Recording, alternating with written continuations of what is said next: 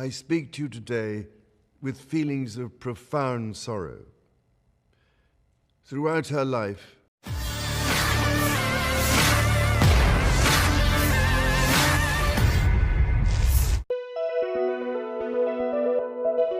Pangeran Charles adalah pewaris tahta terlama dalam sejarah Inggris. Peran yang dia miliki sejak ibunya Ratu Elizabeth II naik tahta pada 1952.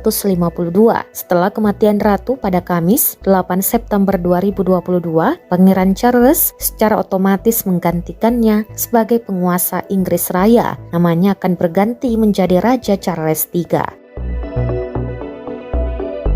Kapan Pangeran Charles menjadi Raja Charles III? Jawabannya langsung, tahta tidak pernah kosong dan diteruskan segera setelah Raja meninggal. Menurut The Guardian, rencana suksesi menentukan bahwa Charles akan membuat pidato pertamanya pada publik sebagai kepala negara pada malam setelah kematian Elizabeth. Dia secara resmi diproklamasikan sebagai Raja pada pukul 11 pagi hari berikutnya di Istana St. James di London.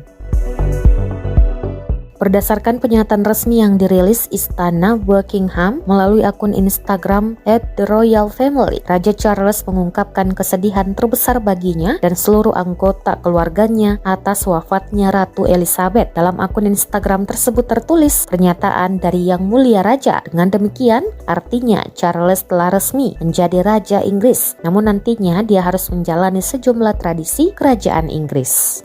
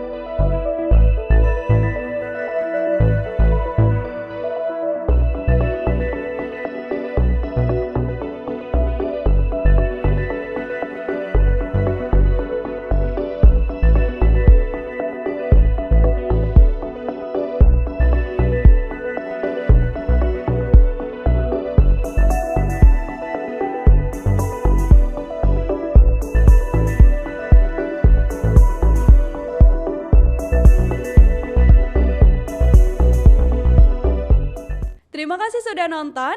Jangan lupa like, subscribe, dan share ya.